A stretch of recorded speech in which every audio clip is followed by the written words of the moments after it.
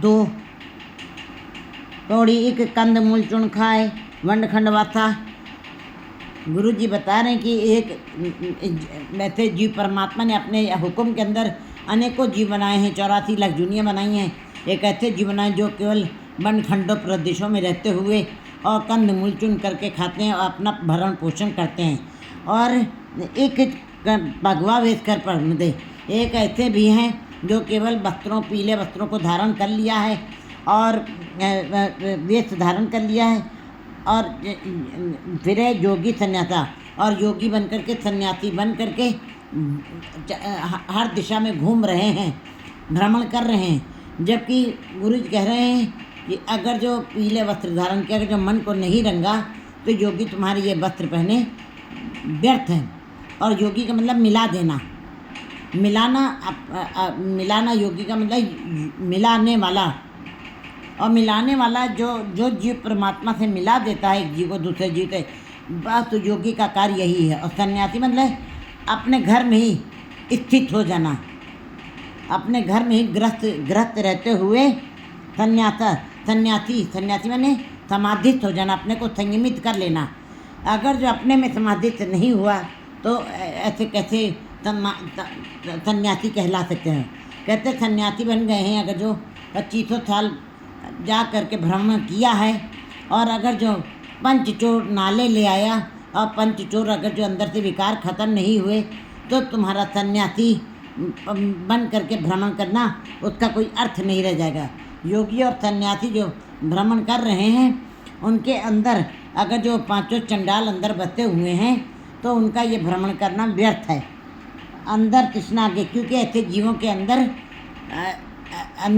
तृष्णा की आग जलती रहती है, अंदर विकारों की आग सदा बनी रहती है, अंदर आशाएं कामनाएं तृष्णाएं बनी रहती हैं, कभी ख़त्म नहीं होती हैं। जबकि सन्यासी का मतलब ये है कि अपने अंदर स्थित हो जाना है, अपने अंदर को समाधि से कर लेना, स्थिर हो जाना, आशाएं कामनाओं से परे हो करके अपने जीवन को बिताना।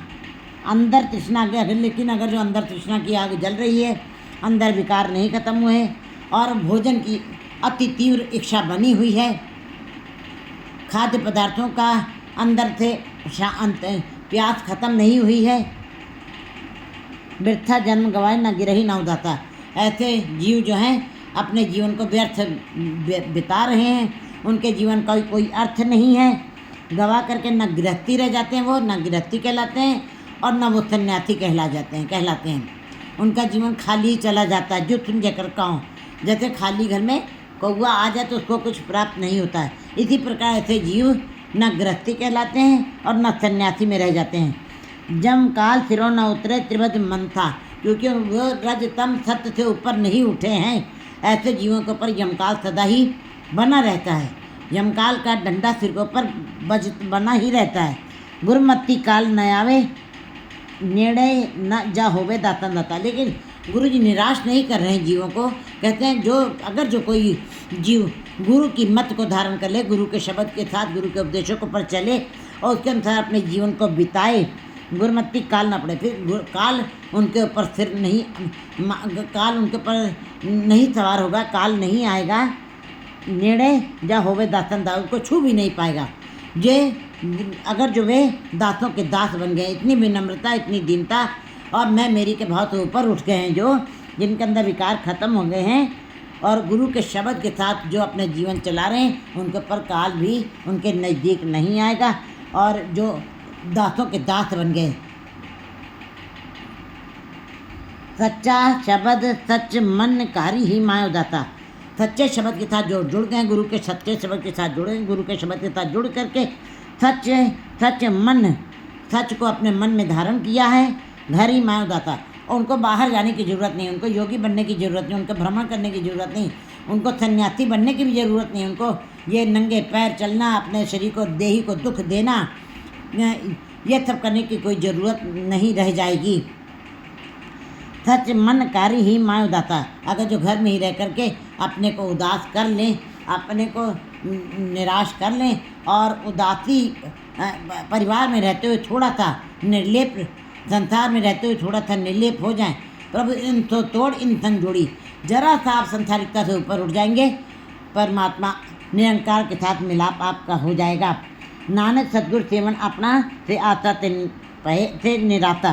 कि जो अपने गुरु जी कहते हैं जो सतगुरु के साथ का सिमरन करते, शब्द के साथ गुरु के साथ जुड़ करके शब्द की कमाई करते हैं और परमात्मा के नाम को याद रखते हैं, अपना सेवन अपना सतगुरु सेवन अपना सदा ही अपने सतगुरु के साथ भेंट करके उसके साथ जप और तप करते रहते हैं। ते आता ते पहने आता। वे आशा और निराशा से ऊपर उठ जाते हैं।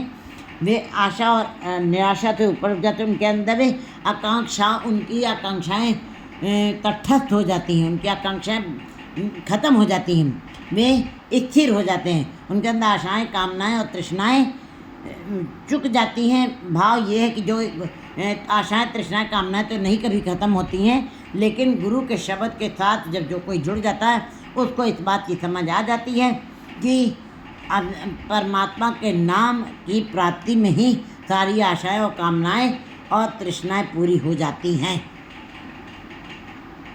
5